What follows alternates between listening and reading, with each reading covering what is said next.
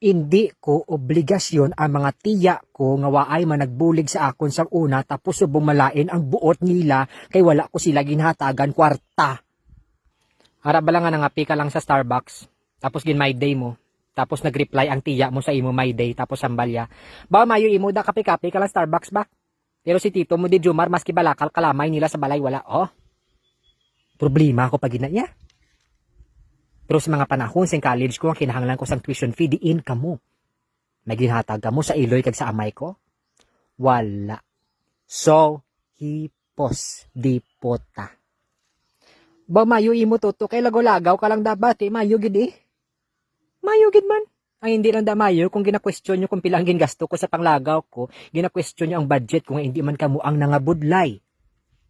Ang budlay sa inyo, Filipino culture, toxic family culture, kung nag-angat-angat kag may maayo nga trabaho ang inyo nga mga hinablos kag parinti dayon nyo kabit nga pamatyagan nyo kamo ang nagpa-eskwela sa ila. Tapos kung hindi kamo dagani mawaslikan sang kwarta malain ang buot nyo. Mambal lang kamo ay nagdako na ulo niya, may trabaho na sa kay overseas na sa yota.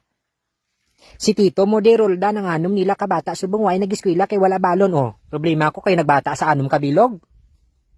Sige, ginobra nyo ang bata nyo, hindi ko imbitado. Angay may problema bata nyo, imbitado ko. Oh, really? Come on.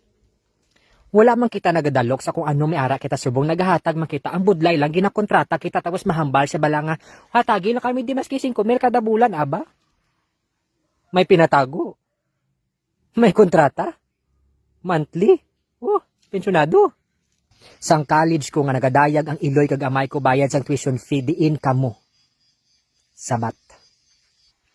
Tuto boy, basi may 15,000 kada ka mabuligan mo si tito mo maski pang flooring lang sa tiyanggi mo, oy.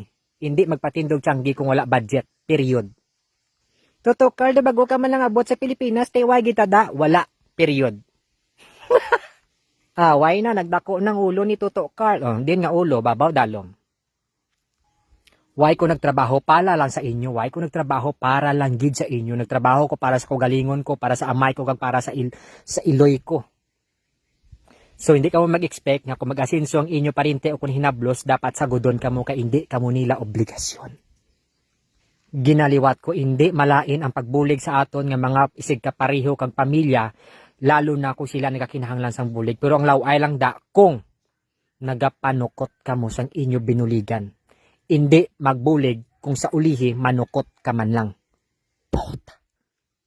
Balaan ko nga damo ang mga kig sa post nga ini, pero ari gusto ko lang hambal nga mas mayo pa nga mangayo kabulig sa iban nga tao, hindi sa pamilya mo.